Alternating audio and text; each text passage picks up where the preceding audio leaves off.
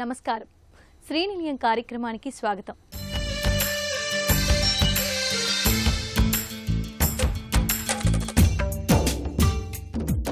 ఒకప్పుడు నీటి ట్యాంకర్లపై ఆధారపడిన ఓ అపార్ట్మెంట్ నేడు ఒక్క ట్యాంకర్ కూడా అవసరం లేకుండా తన నీటి అవసరాలను తానే తీర్చుకుంటోంది.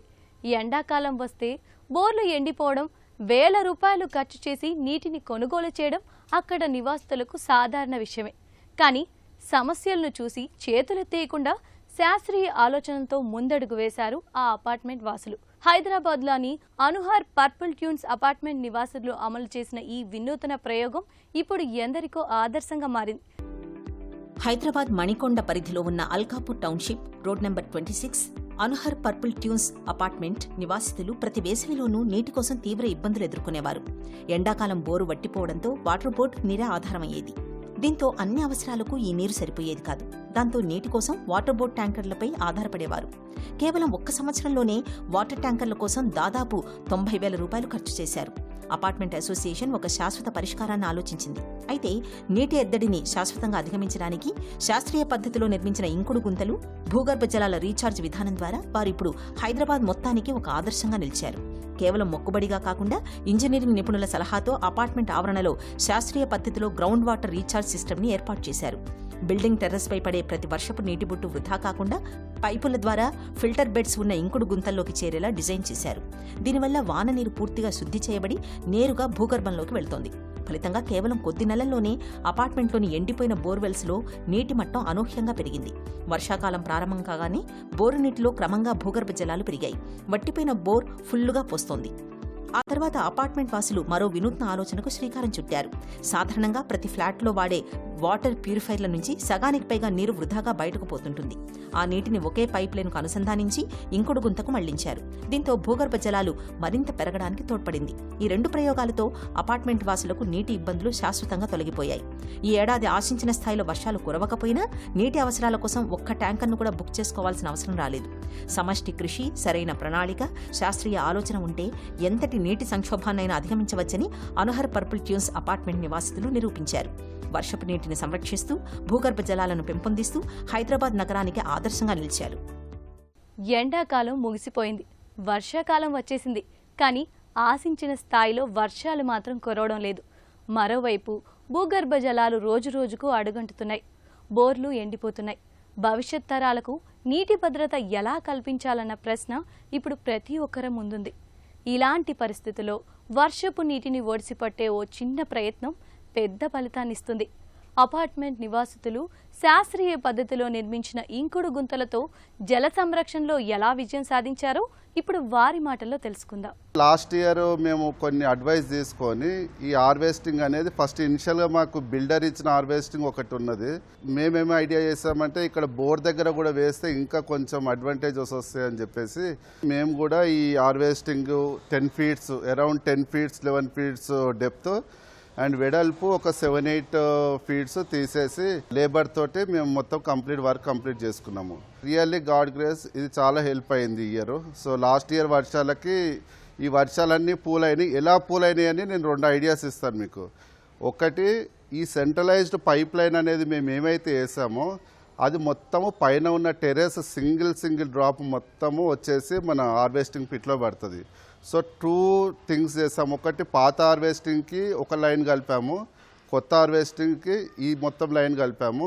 సో 2 ఆల్మోస్ట్ ఈక్వల్ పోర్షన్లో వాటర్ తీసుకొని స్టోర్ చేస్తాయి. వితిన్ హాఫ్ అన్ అవర్ 1 అవర్లో ఆల్మోస్ట్ మాకు ఫుల్ వర్షం వస్తే అది మొత్తం నిండిపోయి ఎవ్రీథింగ్ ఫీడ్ చేసుకుంటుంది. అది ఎక్కడ బయటికి పంపించేది. ఇప్పుడు ఆల్మోస్ట్ వాళ్ళు వేసిన 1 అవర్లో మాకు చాలా వాటర్ వస్తుంది. ప్లస్ మాకు మెయిన్ థింగ్ ఏంటంటే ఆల్మోస్ట్ మాకు 5,000 to 10,000 కరెంట్ బిల్ సేవ్ అయింది. సో అలా అక్కడ సేవ్ అయింది. ఈ ఇయర్లో మేము యాక్చువల్గా 2.5-3 మంత్స్ అసలు సింగిల్ రూపీ కూడా స్పెండ్ చేయలేదు ఈ వాటర్ పైన. ట్యాంకర్స్ లేవు, నిల్ ట్యాంకర్స్. ఓకే, ఇది నేను సత్యనారాయణ సార్కి కూడా చెప్పాను ఫీడ్బ్యాక్ ఇలా అయ్యిందని చెప్పేసి. సో ఇలా 2 ఐడియాస్ నేను చెప్పాను కదా. ఒకటి, టెర్రస్లో ఉన్న వాటర్ అంతా సెంట్రలైజ్లో పెట్టేసి వచ్చిన వాటర్ అంతా పూల్ చేసాము.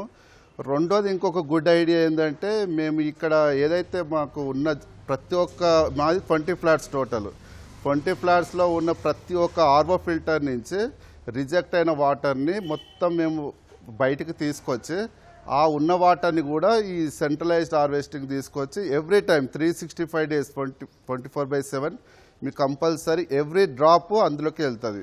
I request every one please use this opportunity, store water, every single drop rain water store చేసుకోండి. అది కంపల్సరీ మనకు హెల్ప్ అవుతుంది, రీఛార్జ్ అవుతుంది మీ బోర్డ్స్. హైదరాబాద్ నగరం రోజు రోజుకు కొత్త సరిహద్దులను చేరుకుంటోంది.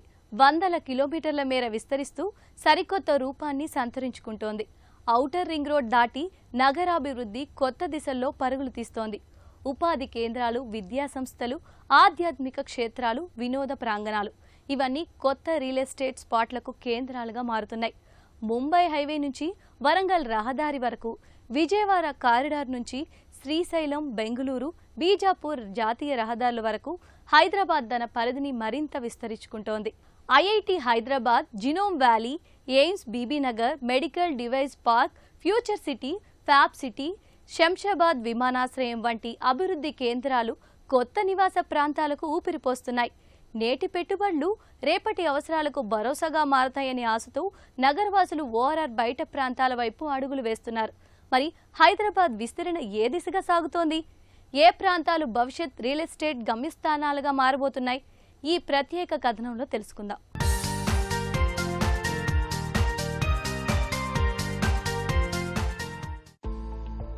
హైదరాబాద్ నగరం విస్తరిస్తోంది. సిటీ నలువైపులా బాహ్య వలయ రహదారి వరకు ఇప్పటికే నివాసాలు వచ్చేశాయి. కొన్ని ప్రాంతాల్లో ఔటర్ని సైతం దాటేశాయి. కొత్త స్థిరాస్తి వెంచర్లు అన్నీ ఓఆర్ఆర్ బయటే వస్తున్నాయి. ఆయా ప్రాంతాల్లోనూ కొత్త మైక్రో మార్కెట్లుగా అభివృద్ధి చెందుతున్నాయి. ఉపాధి, ఆధ్యాత్మిక, వినోద కేంద్రాల చుట్టుపక్కల రియాలిటీ విస్తరిస్తోంది. ఔటర్ నుంచి ఇవన్నీ 15 నుండి 20 కిలోమీటర్ల దూరంలో ఉండడంతో భవిష్యత్తులో నివాసాలకు, దీర్ఘకాలంలో పిల్లల చదువు, వివాహం వంటి ఆర్థిక అవసరాలకు అక్కరకొస్తాయని పరిశ్రమ వర్గాలు చెప్తున్నాయి. సిటీ విస్తరణలో ముంబై జాతీయ రహదారి దూసుకుపోతోంది. పటాన్చెరు, ఇస్నాపూర్ దాటేసి కంది వరకు విస్తరించింది. కొన్ని సంవత్సరాల్లోనే సంగారెడ్డి కూడా సిటీలో కలిసిపోతుంది. కందిలో ఐఐటి, హైదరాబాద్ చుట్టుపక్కల వైద్య కళాశాలలు ఉండడంతో నివాసాలు విస్తరిస్తున్నాయి. సదాశివపేట వరకు వెంచర్లు వెలిశాయి. సుల్తాన్పూర్లో మెడికల్ డివైజెస్ పార్క్ ఉండడంతో ఉపాధి అవకాశాలు పెరిగాయి. కరీంనగర్ రహదారిలో షామీర్పేట నుంచి తుర్కపల్లి, జీనోమ్ వ్యాలీ వరకు, ఓఆర్ఆర్ గండిమైసమ్మ దాటి దుండిగల్, నర్సాపూర్ వరకు, మేడ్చల్ నుంచి మనోహరాబాద్ వరకు సిటీ విస్తరిస్తోంది. ఈ ప్రాంతంలో ఫార్మా సంస్థలు ప్రధాన ఉపాధి కేంద్రాలుగా ఉన్నాయి. జేబీఎస్ నుంచి షామీర్పేట, జేబీఎస్ నుంచి మేడ్చల్ వరకు మెట్రో విస్తరణ, ఫ్లైఓవర్ల రాకతో నగరానికి రవాణా అనుసంధానం మెరుగు కాబోతోంది. దీంతో ఈ మార్గాల్లో ఓఆర్ఆర్ బయట ఎక్కువగా విల్లా ప్రాజెక్టులు వస్తున్నాయి. ఇప్పటికే పచ్చదనం, చుట్టుపక్కల అటవీ ప్రాంతంతో వాతావరణం ఆహ్లాదంగా ఉంటుంది. వరంగల్ రహదారి రియాలిటీకి చిరునామాగా మారింది. ఘట్కేసర్ తర్వాత బీబీనగర్, భువనగిరి, యాదాద్రి వరకు నగరం వేగంగా విస్తరిస్తోంది. ఓఆర్ఆర్ సమీపంలోని ఘట్కేసర్ నివాస కేంద్రంగా మారింది. బీబీనగర్లో ఎయిమ్స్ రాకతో సిటీ అక్కడిదాకా విస్తరిస్తోంది. క్రమంగా కొత్త ఆవాసాలు వస్తున్నాయి. భువనగిరిలో కోటలతో పాటు స్వర్ణగిరి ఆలయం ఏర్పాటుతో పర్యాటకుల సందడి పెరిగింది. పరిసరాల్లో రియల్ ఎస్టేట్ వెంచర్లు వెలుస్తున్నాయి. గతంలో వేసిన వెంచర్లను తిరిగి అభివృద్ధి చేస్తున్నారు. ఒకసారి వరంగల్ క్యాపిటల్ సిటీ అయితే హైదరాబాద్ టు వరంగల్ చాలా దగ్గర కనెక్టివిటీ అవుతుంది. రెండవది, హైదరాబాద్ టు వరంగల్ ఇండస్ట్రియల్ కారిడార్గా డిక్లేర్ చేయడం జరిగింది. ప్రతి 10 కిలోమీటర్స్కి ఒక మైల్ స్టోన్ ఉంటుంది. ఇక్కడి నుంచి చూసుకుంటే ఘట్కేసర్, అక్కడ ఐటీ సెజ్ వస్తుంది. నెక్స్ట్ బీబీనగర్, ఎయిమ్స్ హాస్పిటల్, అతిపెద్ద ఎయిమ్స్ హాస్పిటల్ వచ్చింది. ఆ నెక్స్ట్ భువనగిరి, రోప్వే, పోర్టు అవన్నీ వచ్చినాయి. ఆ నెక్స్ట్ యాదగిరిగుట్ట, మధ్యలో స్వర్ణగిరి టెంపుల్కి ఆనుకొనే వెంచర్ ఉన్నది శ్రీపురం సన్నిధి అని. సో అది చాలా అద్భుతమైన వెంచరు, అదొకటి ఉంది. ఇవన్నిటిని చూసుకుంటూ పోతే కాజిపేట రైల్వే కోచ్ వచ్చింది, వరంగల్ ఎయిర్పోర్ట్ వస్తుంది, అలాగే కాకతీయ టెక్స్టైల్ పార్క్ వస్తున్నాయి, ఇంకా డ్రై పోర్ట్స్. దాంతోపాటు ఇప్పుడు నార్త్ సైడు RRR రాబోతుంది. ఫస్ట్ నార్త్ సైడ్ RRR అనేది చాలా ఇంపార్టెంట్ అన్నట్టు. ఇమ్మీడియట్గా నార్త్ సైడ్ RRRను స్టార్ట్ చేయడానికి రెడీగా ఉన్నది. ఒకసారి RRR వచ్చిన తర్వాత రియల్ ఎస్టేట్ మార్కెట్కు రెక్కలు రావడం చాలా ఈజీ. ఔటర్ రింగ్ రోడ్ నుండి రీజనల్ రింగ్ రోడ్ వరకు ఎవరైతే ఇన్వెస్ట్మెంట్ చేస్తారో వాళ్ళ రిటర్న్స్ చాలా అద్భుతంగా రాబోతున్నాయి. కస్టమర్లు కరెక్ట్గా చెప్పాలంటే ఈస్ట్ హైదరాబాద్కి ఇన్వెస్ట్ చేయడం చాలా ఉత్తమమైనది అన్నట్టు, అది ఈ టైంలో. ఇక విజయవాడ జాతీయ రహదారిలో పెద్ద అంబర్పేట, అబ్దుల్లాపూర్ మెట్ దాటి కొత్తగూడ వరకు నివాసాలు విస్తరించాయి. ప్రఖ్యాత రామోజీ ఫిల్మ్ సిటీ వంటి వినోద కేంద్రాలు ఈ మార్గంలో ఉండడం ప్రధాన ఆకర్షణగా మారింది. బాటసింగారంలో fruit market, MSME green industrial park వంటి ఉపాధి కేంద్రాలు, పెద్ద ఎత్తున ఇంజనీరింగ్, ఇతర విద్యా సంస్థలున్నాయి. ఇవన్నీ నివాసాలకు కేంద్రంగా మారుతున్నాయి. విజయవాడ ఈస్ట్లో మెయిన్గా కొత్తగూడ, అబ్దుల్లాపూర్ మెట్ అవన్నీ వరకు నివాసాలు ఆల్రెడీ వస్తున్నాయి ఫాస్ట్గా. ప్రపంచ విఖ్యాతిగాంచిన రామోజీ ఫిలిం సిటీ దగ్గరగా ఉండటము, దండు మల్కాపూర్లో MSE industrial park already establish అయి ఉండటము, తర్వాత అక్కడే డ్రై పోర్ట్ కూడా వచ్చే అవకాశం ఉండటం వల్ల ORR, RRR మధ్యలో ఉన్న ల్యాండ్స్ అన్నీ కూడా నివాస యోగ్యాలుగా లేఅవుట్లుగా అభివృద్ధి చెందుతున్నాయి. ఎల్బీ నగర్కి 30 కిలోమీటర్ల లోపే ఉండటం వల్ల చౌటుప్పల్ కూడా ఆ రీజన్ అంతా కూడా ప్యూర్ రెసిడెన్షియల్ ఏరియాగా అభివృద్ధి చెందుతుంది. ఫ్యూచర్ సిటీ డెవలప్మెంట్ అథారిటీ ఇక్కడ వరకు రావటం వల్ల అక్కడ నివాస యోగ్యాలు బాగా అభివృద్ధి చెందుతాయి. నిజంగానే మార్కెట్ స్లోగానే ఉంది. మార్కెట్ పర్చేజ్ చేయడానికి మాత్రం ఇది రైట్ టైం. ఎందుకంటే అందుబాటు ధరల్లో అవకాశం ఉంది. బిల్డర్తో కానీ, డెవలపర్తో కానీ, ల్యాండ్ ఓనర్తో మాట్లాడి నెగోషియేషన్ చేసుకొని అతి తక్కువ రేట్లో కొనడానికి ఇది సరైన టైం. శ్రీశైలం రహదారిలో ఫ్యూచర్ సిటీని ప్రభుత్వం ప్రతిష్టాత్మకంగా నిర్మిస్తుండటంతో ఈ ప్రాంతంలో స్థలాలు, విల్లాల ప్రాజెక్టుల సందడి పెరిగింది. అటు ఇబ్రహీంపట్నం, మంచాల, ఇటు కందుకూరు, కట్టల్ మధ్య ఫ్యూచర్ సిటీ నిర్మాణంతో ఉపాధి అవకాశాలు పెద్ద ఎత్తున రానున్నాయి. ఇప్పటికే తుక్కుగూడ చుట్టుపక్కల ఫ్యాబ్ సిటీలో ఏరోస్పేస్ సంస్థల ఏర్పాటుతో ఉపాధి పరంగా అవకాశాలు గణనీయంగా వచ్చాయి. ఈ తరహా పరిశ్రమలు ఫ్యూచర్ సిటీ వరకు రాబోతున్నాయి. రావిర్యాల నుంచి ఆమన్గల్ వరకు 2 దశల్లో గ్రీన్ఫీల్డ్ రహదారి వస్తోంది. విమానాశ్రయం చేరువలో ఉండడం ఈ ప్రాంతానికి కలిసి వచ్చింది. బెంగళూరు జాతీయ రహదారి మార్గంలో శంషాబాద్ విమానాశ్రయం కేంద్రంగా చుట్టుపక్కల ప్రాంతాలు శరవేగంగా అభివృద్ధి చెందుతున్నాయి. రాబోయే రోజుల్లో విమానాశ్రయం చుట్టుపక్కల ప్రాంతాలను షాపింగ్కి నిలయంగా మార్చేందుకు పనులు జరుగుతున్నాయి. ప్రయాణికుల రద్దీతో టెర్మినల్ విస్తరణ జరుగుతోంది. అనేక విద్యా సంస్థలు ఇప్పటికే వచ్చేశాయి. వినోద కేంద్రాలు రాబోతున్నాయి. భవిష్యత్తులో బుల్లెట్ ట్రైన్లకు హబ్గా మారబోతోంది. సమీపంలోని ముచ్చింతల్లో 216 అడుగుల ఎత్తులో శ్రీ రామానుజాచార్యుల విగ్రహం ప్రధాన ఆకర్షణగా నిలుస్తోంది. చేరువలోనే కాన్హా శాంతివనం ఉంది. చుట్టుపక్కల రిటైర్మెంట్ హోమ్స్ లో స్థిరపడడానికి చాలా మంది ఆసక్తి చూపిస్తున్నారు. జాతీయ రహదారి వెంట కొత్తూరు, దర్గా, షాద్నగర్ వరకు సిటీ క్రమంగా విస్తరిస్తోంది. బుద్వేల్ నుంచి మరో గ్రీన్ఫీల్డ్ రహదారి నిర్మాణానికి సర్కార్ సిద్ధమైంది.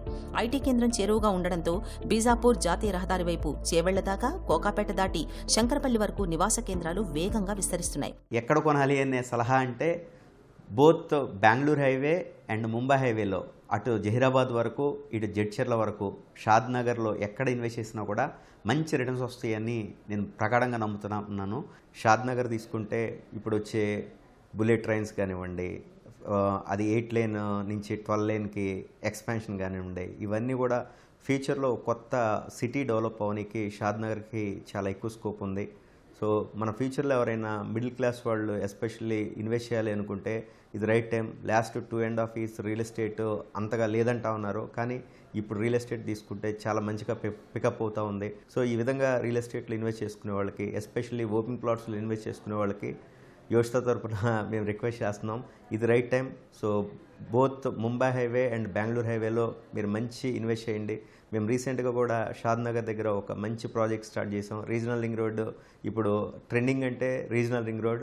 రాబోయే హైదరాబాద్కి రాబోయే కాలంలో రీజనల్ రింగ్ రోడ్ అన్నది ఒకప్పుడు అవుటర్ ఎట్నో, రేపు ఫ్యూచర్ 10 years దృష్టిలో పెట్టుకుంటే రీజనల్ రింగ్ రోడ్ అంతకన్నా మంచిగా గ్రోత్ ఉంటుంది. జీవో 111 ఉన్నప్పటికీ ఈ ప్రాంతాలను దాటుకుని విల్లాలు, అపార్ట్మెంట్లు వస్తున్నాయి. ORR పటాన్చెరు, శంకరపల్లి వరకు త్రికోణంలో ఉంటుంది. రియాలిటీలో గోల్డెన్ ట్రయాంగిల్ అంటారు. భవిష్యత్తులో ఈ ప్రాంతాలు నివాస కేంద్రాలుగా రూపుదిద్దుకోనున్నాయి. ఇప్పటికే తెల్లాపూర్, వెలిమల, ఉస్మాన్ నగర్, మోకిలా వరకు ఆకాశ హర్మ్యాలు వచ్చాయి. రాబోయే రోజుల్లో శంకరపల్లి, మోమిన్పేట వరకు రియాలిటీ విస్తరిస్తుంది. ఇల్లు కట్టడం ఓ కళ, ఆ కళకు రూపం ఇవ్వడం ఓ కళ. గోడలు, పైకప్పు, ఫ్లోరింగ్ ఎంత ముఖ్యమో ఇంటి ముఖ చిత్రాన్ని నిర్ణయించేది ఇంటి సింహద్వారం. ఇంటి అందాన్ని నిర్ణయించే అంశాలు ఎన్నో ఉన్నా ఇంటి ఆత్మను ప్రతిబింబించేది మాత్రం ఇంటి సింహద్వారాలే.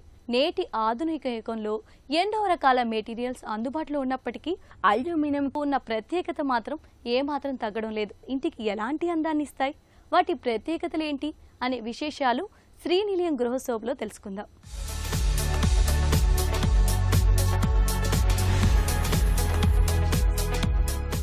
ఇంటి నిర్మాణంలో కిటికీల పాత్ర చాలా ముఖ్యమైనది. ఇంట్లోకి గాలి, వెలుతురు రావాలంటే మంచి కిటికీలు అవసరం. అదే సమయంలో ఇంటి అందాన్ని కూడా పెంచాలి. ఈ 2 అవసరాలను తీర్చడంలో ప్రస్తుతం అల్యూమినియం విండోస్ ముందుంటున్నాయి. అల్యూమినియం ఒక తేలికైన లోహం, కానీ బలంగా ఉంటుంది. అందుకే దీన్ని విండో ఫ్రేమ్ల తయారీలో విస్తృతంగా ఉపయోగిస్తున్నారు. ముఖ్యంగా హై రైజ్డ్ అపార్ట్మెంట్స్ లో, వర్షాలు ఎక్కువగా పడే ప్రాంతాల్లో చెక్క కిటికీలు తేమకు దెబ్బతింటాయి. ఇనుమైతే తుప్పు పడుతుంది, కానీ అల్యూమినియం మాత్రం తుప్పు పట్టదు. అందుకే దీని జీవితకాలం ఎక్కువగా ఉంటుంది. ఇంకా ఒక ముఖ్యమైన విషయం, అల్యూమినియం విండోస్ మెయింటెనెన్స్ చాలా తక్కువ. చెక్క కిటికీల మాదిరిగా తరచూ పాలిష్ చేయాల్సిన అవసరం ఉండదు. పెయింటింగ్ కూడా పెద్దగా అవసరం లేదు. ఒకసారి ఫిట్ చేస్తే చాలా సంవత్సరాలు సులభంగా ఉపయోగించుకోవచ్చు. అల్యూమినియం విండోస్లో అనేక రకాల డిజైన్లున్నాయి. ఇంటి అవసరం, స్థలం, బడ్జెట్ను బట్టి ఎంపిక చేసుకోవచ్చు. ఇప్పుడున్న అపార్ట్మెంట్లలో ఎక్కువగా కనిపించేవి స్లైడింగ్ విండోస్. ఈ విండోస్ పక్కకు స్లైడ్ అవుతాయి. తక్కువ స్థలం సరిపోతుంది. బాల్కనీలు, బెడ్రూమ్స్కు ఇవి చాలా బాగుంటాయి. వాడ్డానికి కూడా చాలా సులభం. సాధారణ తలుపుల మాదిరిగా బయటకు లేదా లోపలకు ఓపెన్ అయ్యే విండోస్ను కేస్మెంట్ విండోస్ అంటారు. గాలి ఎక్కువగా రావాలనుకునేవారు వీటిని ఎక్కువగా ఎంపిక చేస్తారు. ఫిక్స్డ్ విండోస్ గ్లాస్ ప్యానెల్స్, కేవలం వెలుతురు కోసం ఉపయోగించే విండోస్ ను ఫిక్స్డ్ విండోస్ అంటారు. ఇవి ఓపెన్ కావు, కానీ ఇంటికి చాలా రిచ్ లుక్ ఇస్తాయి. టాప్ హంగ్ విండోస్, పైకి ఓపెన్ అయ్యే విండోస్. కిచెన్, బాత్రూంలలో ఎక్కువగా ఉపయోగించే విండోస్ ఇవి. వర్షం పడుతున్నా కొంతవరకు గాలి వచ్చేలా ఉంటాయి. అల్యూమినియం విండోస్ లో ఉపయోగించే గ్లాస్ కూడా చాలా ముఖ్యమైనది. టఫన్డ్ గ్లాస్ బలంగా ఉంటుంది. టింటెడ్ గ్లాస్ వేడిని తగ్గిస్తుంది. ఫ్రాస్టెడ్ గ్లాస్ ప్రైవసీ ఇస్తుంది.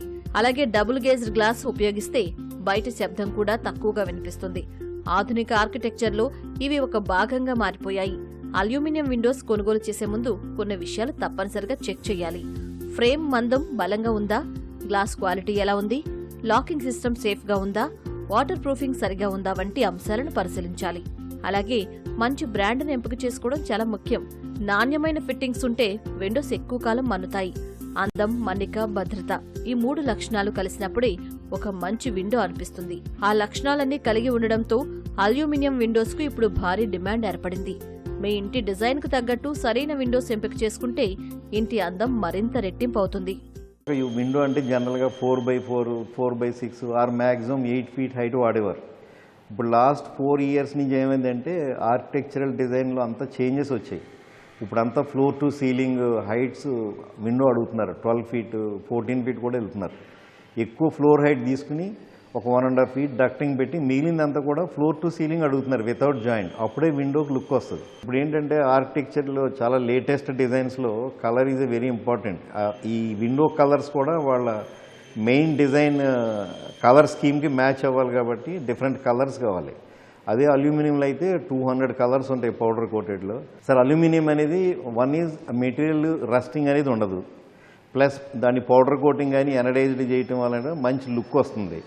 ప్లస్ అల్యూమినియం ఇంకో అడ్వాంటేజ్ ఏంటంటే ఈ అల్యూమినియం వాల్ థిక్నెస్ పెంచుకుంటూ 12 feet, 16 feet హైట్ వరకు కూడా వితౌట్ ఎనీ జాయింట్స్ చేసుకోవచ్చు. ఇప్పుడు వచ్చే అల్యూమినియం విండోస్ ఏంటంటే కార్నర్ అన్నింటిలో కూడా సాలిడ్ అల్యూమినియం పెడతారు. వాటిని క్లీట్స్ అంటారు. వాటిని పెట్టి గ్లూ పెట్టి ఆ కార్నర్ టైట్ చేయడం, కార్నర్ కూడా స్ట్రాంగ్. ప్లస్ ఇప్పుడు సప్లై చేసే అల్యూమినియం అన్నీ కూడా స్ట్రక్చరల్గా వాటర్ టైట్నెస్, ఎయిర్ టైట్నెస్ ఇవన్నీ కూడా టెస్టెడ్ సిస్టమ్స్. ఈ 50 floor హై రైజ్కి అల్యూమినియం సప్లై చేసే విండోస్ అన్నీ కూడా అవన్నీ టెస్టెడ్ విండోస్ అయి ఉండాలి. మినిమం 2.5 kPa నుంచి 3 kPa విండ్ లోడ్ సస్టైన్ అవ్వాలి. ఇది వచ్చేసి మనకి అల్యూమినియం డోర్. ఈ సిరీస్లో మనము 20 feet హైట్ దాకా చేస్తున్నాము, 6 feet to 7 feet విడ్త్ దాకా చేస్తాము. ఇక్కడ చూసుకున్నట్టయితే ఇది కంప్లీట్గా కన్సీల్ సిరీస్ అండి. And this is also motorised. This can be also motorised. మనం జస్ట్ ఇలా బటన్ నొక్కగానే ఈ షట్టర్ అనేది అలా స్లైడ్ అవుతుంది.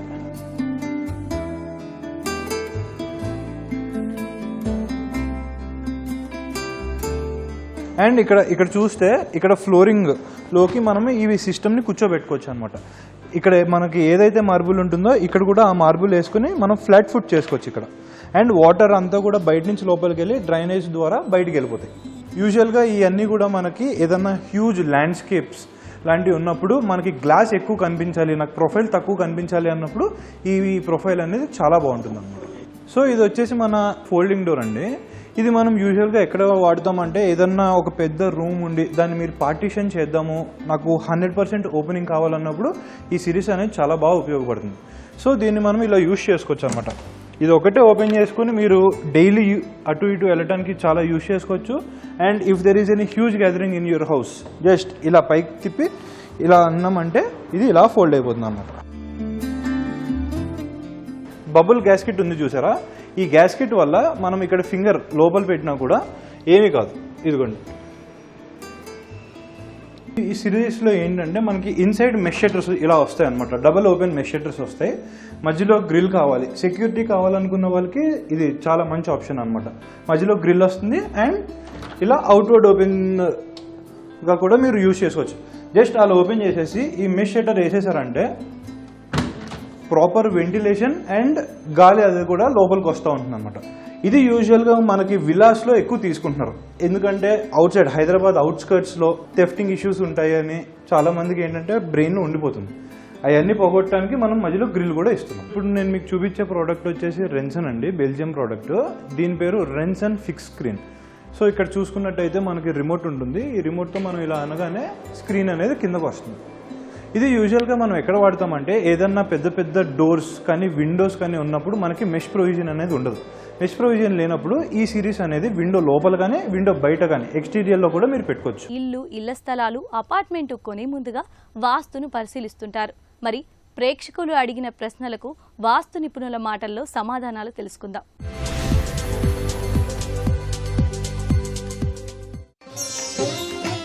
వాస్తు ప్రకారం సింహద్వారం ఏ దిశలో ఉండడం మంచిది?